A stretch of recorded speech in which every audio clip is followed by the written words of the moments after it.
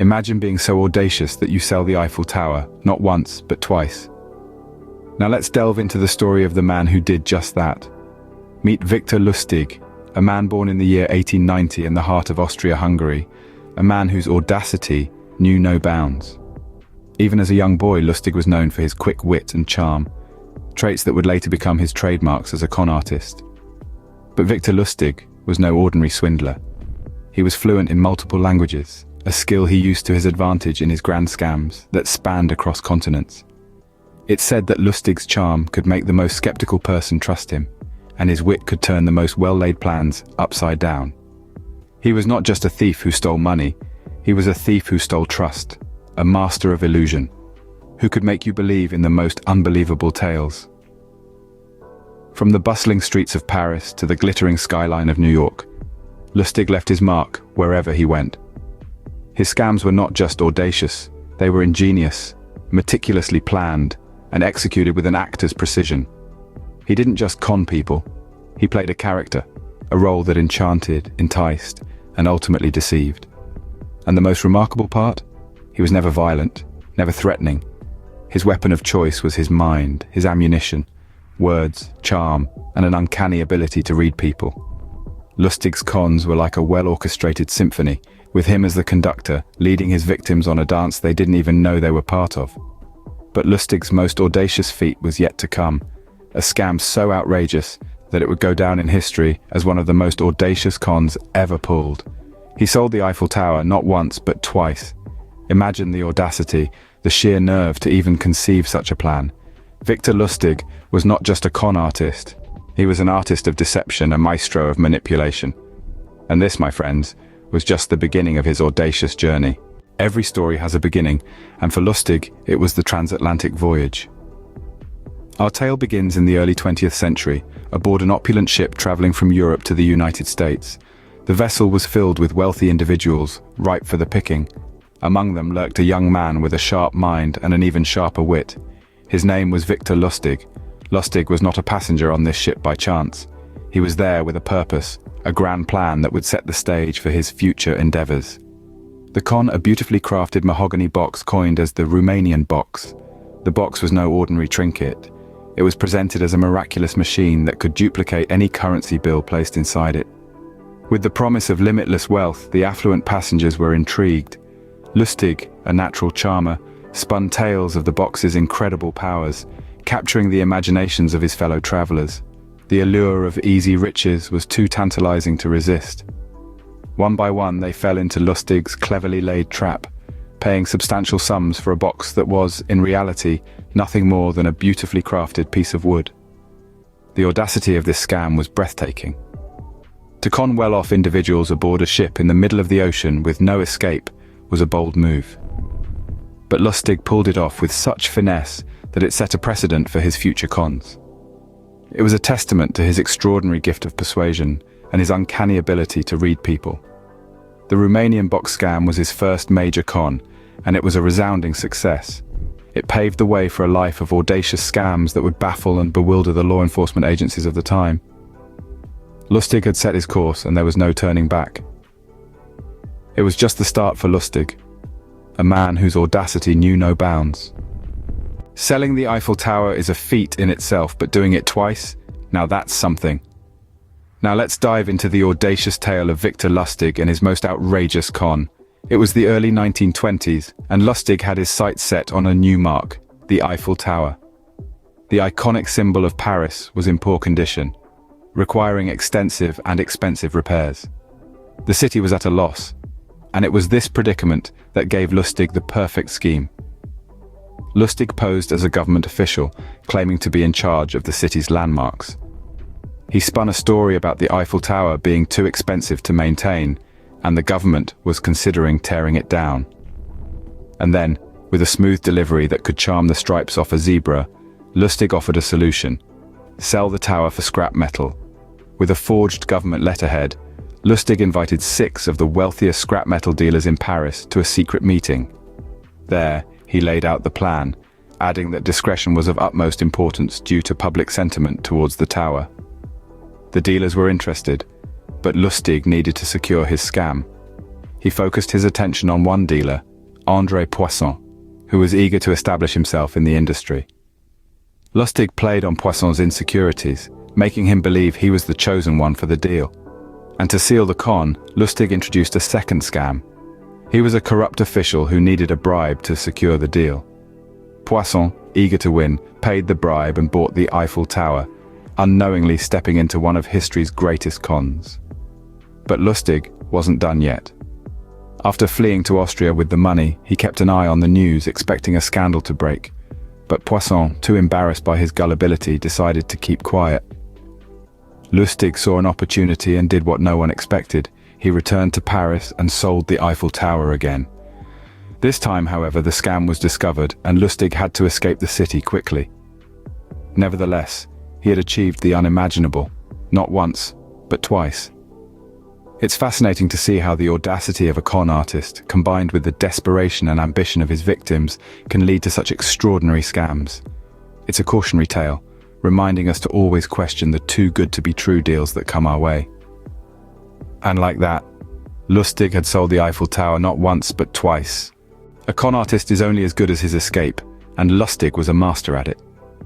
It takes a certain kind of audacity to attempt a daring escape, but for Victor Lustig, it was just another day at the office. Lustig's relationship with the law was a cat and mouse game, a dance of evasion, trickery, and wit. He was no stranger to the inside of a police cell, but time and again he managed to slip away before his misdeeds caught up with him. Perhaps the most notable of Lustig's escapes was during his extradition to the United States. Picture this: Lustig, handcuffed and under heavy guard, on a moving train. Most people would see an impossible situation, but Lustig saw a challenge. With a charm that could disarm the most skeptical of officials and a wit that could outsmart the most cunning of detectives, Lustig managed to convince his guards that he needed to use the restroom. Once inside, he used a hidden saw blade to cut through his shackles. Then, in a move that would make even Houdini proud, he jumped from the moving train. But the audacious escape doesn't stop there. Lustig, now a fugitive on the run, needed to lay low. He chose to hide in plain sight, posing as a high-ranking officer and even managing to convince local authorities to provide him with protection. Lustig's escapes were not just about evading the law. They were a testament to his creativity, resourcefulness, and audacity. He wasn't just running away from the law, he was outsmarting it, turning each escape into a grand performance, a testament to his cunning and audacity. Victor Lustig was more than just a con artist. He was an escape artist, a master manipulator who turned evasion into an art form. He danced around the law, always one step ahead, always with a new plan, a new identity, a new escape route. For Lustig, escaping was just another part of the game. He was a man who lived by his own rules, a man for whom escape was not just a means to an end, but a thrilling part of the journey. From selling monuments to printing money, Lustig's audacity knew no bounds. As we delve deeper into the audacious life of Victor Lustig, we find him in the throes of the Great Depression, embarking on his most daring scam yet: counterfeiting money. During the early 30s, as the world grappled with economic hardships, Lustig saw an opportunity. He established one of the most sophisticated counterfeiting operations of that era. Aided by a skilled engraver named William Watts, Lustig began producing impeccable counterfeit $10 bills. These bills were so flawless that they effortlessly slipped into the mainstream economy, leaving banks and businesses none the wiser. But Lustig didn't stop there. He was not just a counterfeiter, he was a mastermind of deception. He knew that flooding the market with counterfeit bills would raise suspicion and potentially lead to his downfall. To avoid this, he devised a clever plan. He would sell these counterfeit bills to criminal gangs at a fraction of their face value. This way, he not only kept a low profile, but also maintained a steady stream of income. Despite his careful planning, Lustig could not evade the watchful eyes of law enforcement forever. The Secret Service, tipped off by an associate of Lustig who had been arrested, began closing in on his operation. Yet, Lustig, the consummate con artist, managed to stay one step ahead of them. He would frequently change locations, set up elaborate traps, and even use disguises to evade capture. However, even the most cunning fox eventually gets caught. And for Lustig, the end came in 1935. The Secret Service finally cornered him in a hotel in New York. But the audacious Lustig didn't go down without a fight. In a final act of defiance, he swallowed the key to a suitcase containing his counterfeiting tools, hoping to buy some time. But the law was not to be outsmarted. After 2 days under observation, the key was recovered, and Lustig's counterfeiting days were over. Yet, even in his arrest, Lustig's wit shone through. When asked by the arresting officer how he could live a life of crime, Lustig replied with a grin, "Why do you, as a lawman, risk your life by chasing men like me?" The officer responded, "I do it for the love of justice and the satisfaction of a job well done." To this, Lustig chuckled and said, "And I, sir, do it for the love of money and the satisfaction of a job well done." Even in counterfeiting, Lustig left his audacious mark. Despite his crimes, there's no denying that Victor Lustig was a man of great ingenuity and audacity. His exploits, from selling the Eiffel Tower to running a major counterfeiting operation, are a testament to his daring spirit and cunning mind. But as we'll see in our next scene, every era must come to an end, and so too did Lustig's. All good things come to an end, and so did Lustig's reign of audacious scams. The curtains finally closed on Lustig's life of daring deceit in the year 1935. His years spent swindling, scamming and escaping were halted, not by an overzealous victim or a botched con, but rather by the relentless pursuit of law enforcement. His final act, counterfeiting, had attracted the attention of the American Secret Service. His audacity had finally caught up with him. Captured and convicted, Lustig was sentenced to 20 years in the infamous Alcatraz Federal Penitentiary. The man who once sold the Eiffel Tower, now confined within the cold, unyielding walls of a prison island. But even in prison, Lustig's charisma didn't wane. He was known to be a model prisoner, charming the guards and inmates alike. Yet the confines of Alcatraz and the weight of his past actions took a toll on his health. In less than a decade, in March of 1947, Victor Lustig passed away, leaving behind a legacy of audacious scams and daring exploits. Even in his absence, Lustig's legend lived on. His exploits were etched into the annals of history, and his cunning was immortalized in a peculiar set of rules he left behind.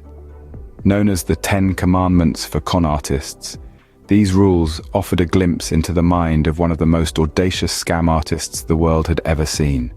From the audacious sale of the Eiffel Tower to his daring escapes and his final years in Alcatraz, Lustig's life was a testament to his audacity and charm.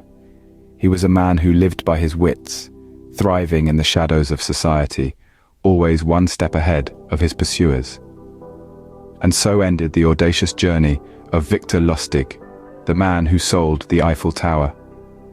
His tale, a reminder of the audacious extremes one can reach when charm and deceit intertwine.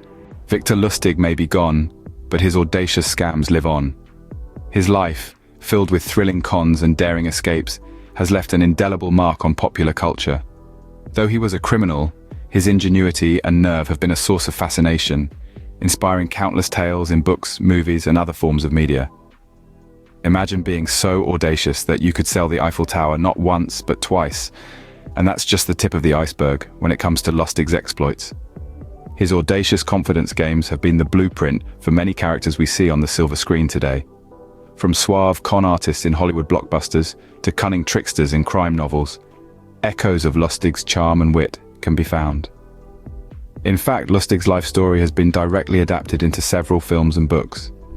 The man who could sell you anything, even monuments that weren't his to sell, has been immortalized on paper and celluloid.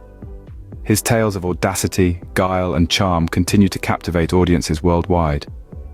His story serves as a reminder of the lengths some will go to achieve their goals, no matter how unorthodox or illegal. Beyond the world of entertainment, Lustig's influence can be seen in the study of social engineering and psychology. His ability to manipulate and deceive people is often used as a case study in understanding the power of persuasion and the vulnerability of trust. Yet, despite his criminal activities, Lustig's legacy isn't one of fear, but rather fascination. His life is a testament to the power of audacity, the allure of charm, and the art of the con. It's a story that continues to intrigue and inspire, transcending the boundaries of time and culture. Victor Lustig, a name synonymous with audacious scams and unparalleled charm. His life, his cons, his audaciousness continue to captivate, leaving a legacy that's as enduring as the Eiffel Tower he once so famously sold. In the world of scams and con artists, Victor Lustig stands unparalleled. His audacious exploits have left us in awe and perhaps a little disbelief. How could a man sell the Eiffel Tower not once but twice? And to think he charmed his way out of countless sticky situations with his wit and silver tongue. Let's not forget his stint as a counterfeiter, churning out fake banknotes with such finesse that even the most discerning eye could be fooled. His audacity knew no bounds, and his charm no limit. But what truly set Lustig apart was not his crimes, but his audacity. He was a man who dared to dream big, and his dreams were woven from the stuff of legends and the threads of audacious scams. Remember Victor Lustig not as a criminal, but as a man whose audacious scams became the stuff of legends.